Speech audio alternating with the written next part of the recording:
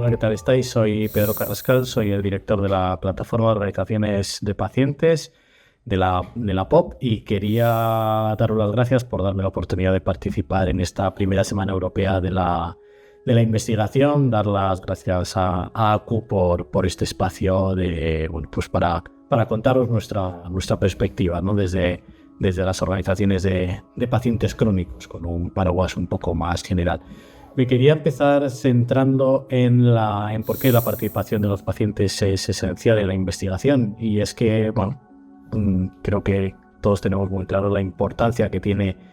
la investigación para las personas que viven con enfermedades crónicas, la importancia de la innovación, de acceder a nuevas terapias, de unas terapias más eficaces, más seguras. Esto es fundamental si están centradas en las personas, si están centradas en las necesidades que no están cubiertas en las personas, y esto no se puede hacer sin las propias personas afectadas, sin los propios pacientes. No podemos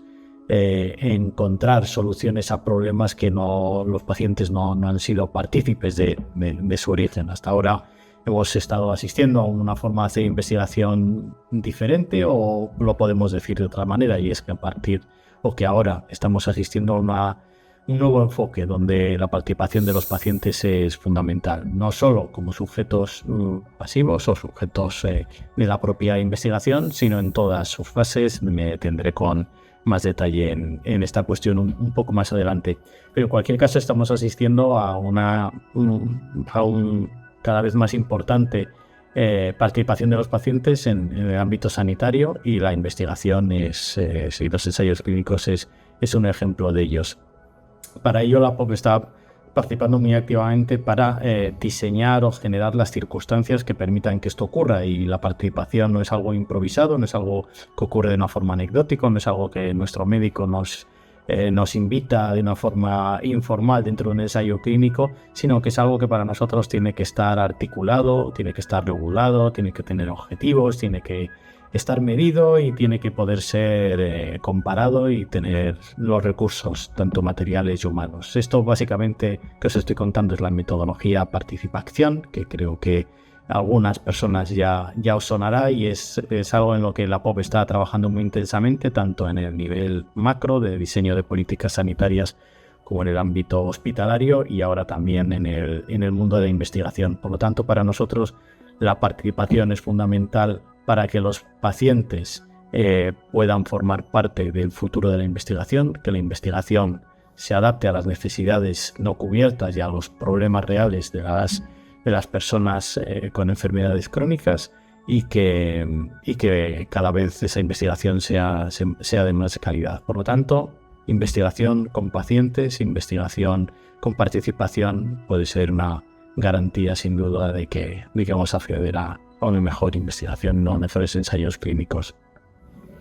¿De qué formas? Antes os adelantaba algunas cuestiones. ¿De qué forma pueden participar los pacientes en los ensayos clínicos? Hablábamos de la propia realización como participante, pero también hay una fase de diseño, esto que se habla de la participación, una fase de diseño en el que los pacientes participan como expertos para los diferentes ensayos. Los motores pueden ser comerciales o no comerciales, pero ahí forman parte de lo que es el diseño del protocolo, y en este sentido, cuando los pacientes han participado, hay una regulación sobre ensayos clínicos donde han participado en este diseño. El ensayo clínico debe incluir una descripción de su participación. Hay una normativa europea que lo regula. No solo en esa fase de diseño, donde antes os hablaba de las necesidades no cubiertas y sobre ese enfoque del ensayo que es fundamental, sino que también puede participar en una fase previa a la realización del ensayo, que es en la autorización. También la normativa europea de la que os hablaba antes habla de que los Estados miembros designarán los organismos encargados de la evaluación, que deben velar por la participación de las personas legas, en particular pacientes y organizaciones de pacientes. Por lo tanto, dentro de lo que es la autorización de los ensayos, hay una normativa europea que promueve y fomenta que los pacientes también participen en esa validación de los ensayos, y quizás algunas personas estáis participando en los comités de ética de la investigación, de ensayos clínicos que pueden ser de vuestra enfermedad o de otras enfermedades, y esto es algo cada vez más habitual. En este sentido, quería subrayar la importancia del papel que estamos teniendo los pacientes a través de la plataforma de organizaciones de pacientes en la evaluación por ejemplo, de la convocatoria de investigación del Carlos III, de la convocatoria AES, de donde la visión del paciente y sus votos se unen al del resto de los expertos, por así decir, y aprueban también la financiación. Antes os hablaba del diseño, de la autorización, pero incluso la financiación y el que es previo muchas veces o en esta fase entre el diseño y la autorización, es importante que los pacientes también participen para que los ensayos clínicos y la investigación se enfoque más en esas necesidades, tengan en cuenta esas opiniones y esas voluntades de los pacientes que después van a opinar sobre su financiación, y esto hace y condiciona que haya un interés real desde el principio por los investigadores en conocer con más detalle exactamente qué es lo que piensan los pacientes. Por supuesto, la realización como participante de los ensayos clínicos, y en este sentido estamos asistiendo también a un espacio muy interesante que viene de la mano de la tecnología, de los datos, pero de los elementos descentralizados. Se está trabajando de una forma muy activa junto con la EBES, de la mano de Farmaindustria, también en cómo promover los elementos descentralizados en los ensayos clínicos, cómo permitir, y esto tiene que ver mucho con la equidad, cómo permitir que los pacientes puedan participar de una forma no acudiendo en todos los momentos y de una forma más sencilla a su hospital, a su centro de investigación, incluso que pueda haber pacientes de otras áreas geográficas un poco más alejadas que puedan tener esa participación o beneficiarse de esa investigación, porque me gustaría también recordar que en los ensayos clínicos, y España siendo una de las potencias mundiales en ensayos clínicos, lo que permiten es adelantarnos, ¿no?, al beneficio o al acceso a la investigación, participando en estos ensayos que después van a dar lugar a moléculas y a medicamentos de los cuales nos vamos a beneficiar. Esto está ocurriendo básicamente en Madrid, en Barcelona, en sitios grandes de una forma muy centralizada. Lo vemos a través de Datos Pop Salud, un data lake que tiene la plataforma de pacientes,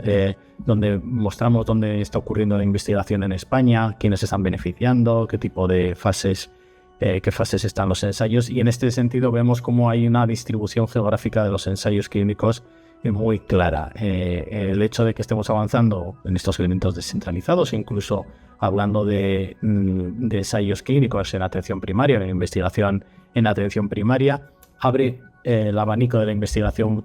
centrado en otras prioridades de las personas, y también lo democratiza o genera un mayor acceso y una mayor equidad al tema de los ensayos. Así que están ocurriendo, ¿no? Creo que de la mano de la participación y de la implicación de los pacientes, nuevos elementos que nos permiten que estos también mejoren y participen.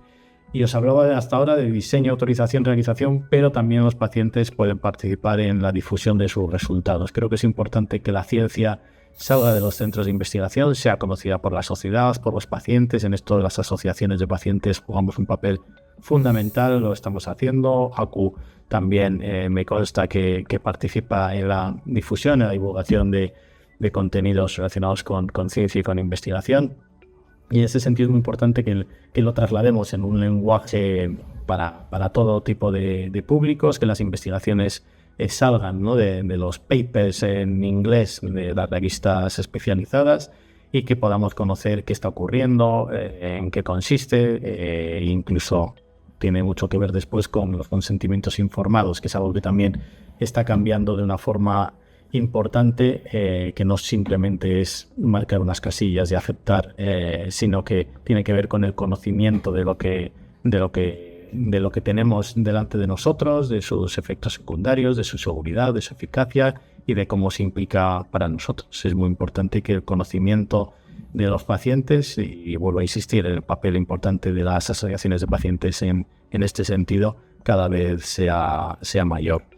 ¿Qué barreras, de una forma ya breve, qué barreras tenemos enfrente y vamos a tener que ir avanzando, ¿no?, que vamos a superar? Os he nombrado algunas relacionadas con la equidad. Vemos cómo hay zonas rurales o sin acceso a centros especializados que dificulta el tema del acceso a la innovación y a la investigación, el consentimiento informado y la accesibilidad de la información. es fundamental, como se estaba diciendo, una información clara, accesible sobre objetivos, riesgos, beneficios y alternativas. La supervisión ética y metodológica adaptada, adaptación a la comorbilidad, circunstancias y variabilidad clínica. Y también dentro de las prioridades que tenemos los pacientes en los ensayos clínicos tiene que ver con la protección y la privacidad de los datos, que es algo que está muy de moda también con esto del espacio europeo de datos y con todo lo que viene con la tecnología y con la IA, y es que es fundamental salvaguardar la información íntima o especialmente sensible, y esto es algo que los pacientes lo trasladamos de una forma continuada en diferentes encuestas. Me gustaría dar un ejemplo real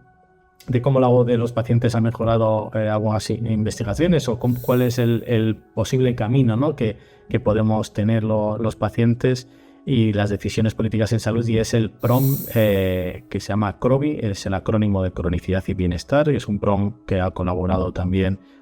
las organizaciones de la plataforma de organizaciones de pacientes, y es un PROM diseñado por los pacientes, desde los pacientes que mide el impacto de la cronicidad en la vida de las personas. Son 24 preguntas que dan respuesta a cómo estamos viviendo el impacto de la enfermedad y aporta una nueva forma de hacer las cosas. No solo los PROM son importantes porque afloran nueva